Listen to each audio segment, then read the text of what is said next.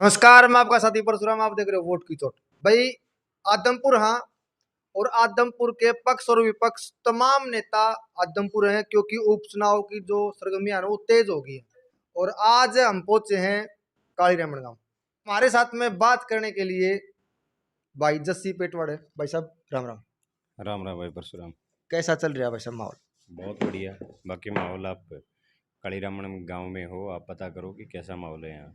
अच्छा, काली रमन का जिक्र कर दिया कि सारी पार्टियां के जो नेता हाड़े बैठे हैं, जितने भी देख, हर गली में कोई बीजेपी का है, कोई कांग्रेस का है, कोई एनएलडी का है। काली रमन में एक ही सक्की है भाई, सारे नेता हाड़े हैं। बड़ा गांव है और बड़े गांव पे सबकी नजर होती है। बीजेपी सरकार ने अपनी सीट या आदमपुर की जीतने खातर 1 लाख का टारगेट, 1 लाख का आंकड़ा दिया है। आप कितना देने लग रहे देख रहे हो? बीजेपी इस 2019 के बाद दो उपचुनाव हुए हैं। 1.5 लाख वोट तो बीजेपी बड़ौदा लेके चली थी और 2 लाख वोट बीजेपी इलाहाबाद लेके चली थी। पाए थे जोड़ी में की तो आड़े भी ये इनका फुस बम है। यहाँ भी ये फुस हो जाएंगे और यहाँ से जयप्रकाश जेपी जी लगभग 25,000 से ज्यादा वोटों से चुनाव जीतने का काम करेंगे। उपचुनाव की बात कर ली भाई साहब। 2 उपचुनाव हुए, बड़ौदा का और इलाहाबाद का। एक कयास लगाओ लोग, बड़ौदा की सीट आपकी थी, आपके परिवार में रही। इलाहाबाद की सीट है देवीलाल परिवार में रही, अभय चौटाला जी की थी, वो फिर जीत गए। आदमपुर की सीट कुलदीप बिश्नोई की, जो पहले कांग्रेस परिवार में था, अब कांग्रेस से विदाई पार्टी लेके बीजेपी में चला गया। वो सीट किसकी जोड़ी में अनुमान लगा सके? कांग्रेस की सीट थी बड़ौदा सीट। कांग्रेस कल्चर की सीट रही है, कांग्रेस विचारधारा की सीट रही है। लेकिन वहाँ से जीता कौन? एक आम किसान परिवार से, एक मध्यम वर्गीय परिवार से। बालू जिसको बड़ौदा वालों ने अपना सेवक चुना, अपना विधायक चुना। रही बात इलाहाबाद की, इलाहाबाद का चुनाव किसी राजनीतिक मुद्दे के ऊपर चुनाव नहीं था, वो किसान वर्सेस सरकार था। तो अभय सिंह चौटाला ने किसान के मुद्दे के ऊपर इस्तीफा दिया था। तो किसानों ने इसे अपना फर्ज समझा कि जिसने हमारे लिए इस्तीफा दिया है उसको दोबारा ये सीट सौंप दें, ताकि कल को ये ना कहें कि भाई किसानों के लिए इस्तीफा दिया और किसानों ने वोट भी नहीं दिया। रही बात आदमपुर की, यहाँ मुद्दा अलग है। यहाँ मुद्दा क्या है? एक ऐसा परिवार जो 54 साल से यहाँ जीत रहा है। चौधरी भजनलाल जी के बारे में यहाँ हर व्यक्ति उनकी इज्जत करता है, मान सम्मान करता है, क्योंकि चौधरी भजनलाल जी ने काम भी करवाए।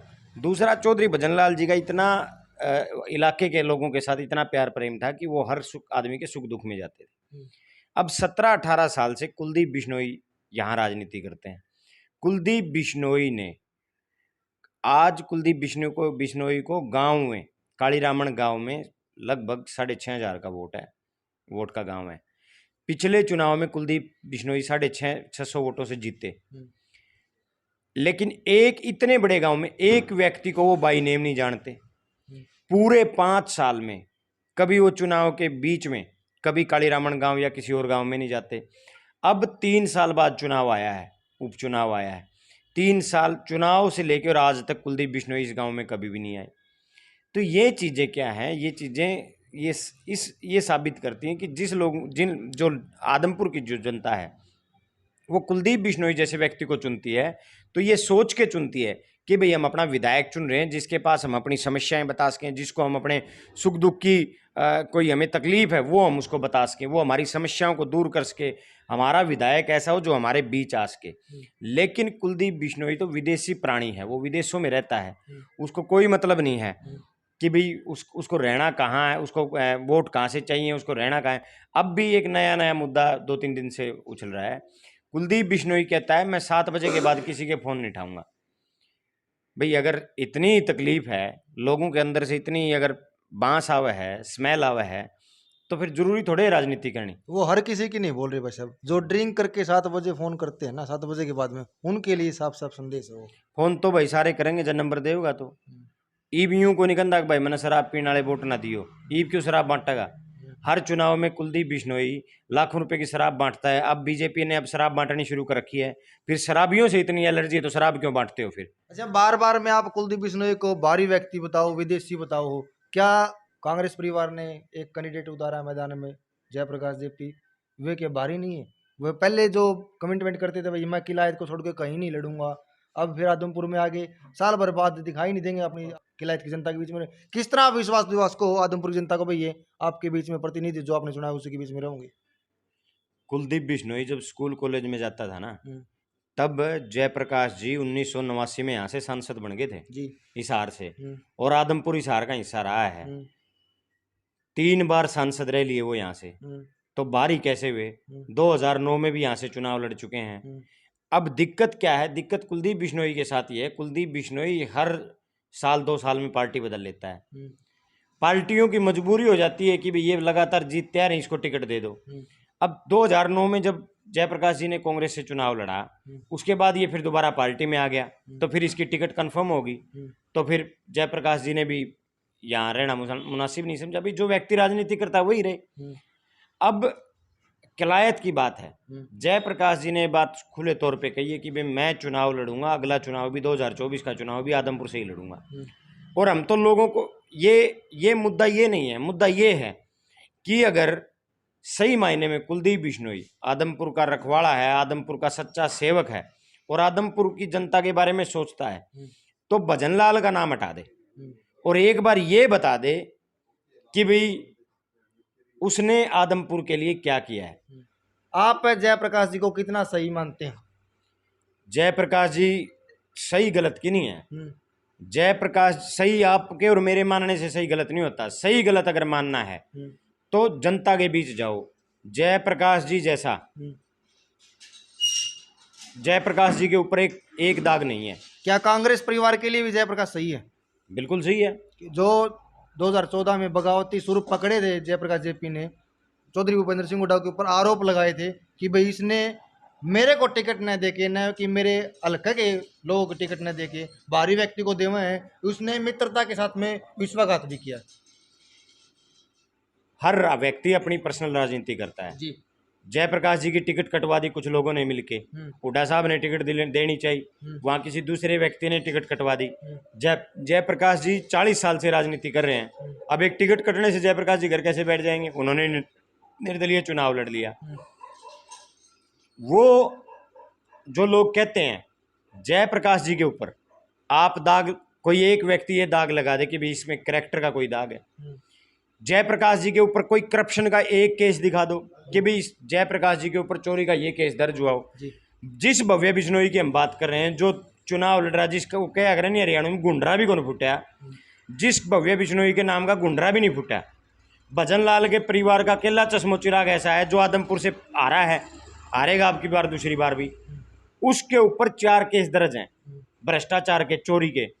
भव्य बिश्नोई का, उसकी उम्र मेरे ख्याल से 30-32 साल हुई होगी, उसका पासपोर्ट ईडी में जमा है, उसकी माँ का पासपोर्ट ईडी में, रेणुका बिश्नोई का ईडी के पास जमा है। और जयप्रकाश जी के ऊपर आज तक कोई भ्रष्टाचार का केस, कोई करैक्टर का कोई झूठा दाग भी लगा हो तो, और इससे ज़्यादा हम आपको मतलब आप कैंडिडेट के बारे में हम क्या बताएं। और ये तो लोगों को तय करना है कि एक ऐसे चोर को वोट दोगे जो जन्म लेते ही पालने में ही भ्रष्टाचार और चोरी करने लग गया था, जिसकी उम्र 30 साल होने से पहले ईडी में उसका पासपोर्ट जमा हो गया, या एक ऐसे व्यक्ति के ऊपर जो बिल्कुल बेदाग है, जो जिसकी छवि बिल्कुल साफ है, जो 40 साल से आप लोगों के बीच राजनीति कर रहा है। आपकी भी लोगों ने तय करना वो किस व्यक्ति को वोट देंगे। अब बार बार बोल रहे हो, विपक्ष के पास में एक सबसे बड़ा मुद्दा यही है कि भाई कुलदीप बिश्नोई अपने हल्का के लोगों के बीच में नहीं रहता। और कुलदीप बिश्नोई ने आरोप लगाया है कि अगर आदमपुर उपचुनाव कांग्रेस पार्टी जीत जाती है, जयप्रकाश जीत जाते हैं, तो उसके बाद ये भी नहीं दिखाई देंगे, क्योंकि आज तक का रिकॉर्ड है न दीपेंद्र हुड्डा आया है न भूपेंद्र सिंह हुड्डा जी यहाँ पहुंचे हैं।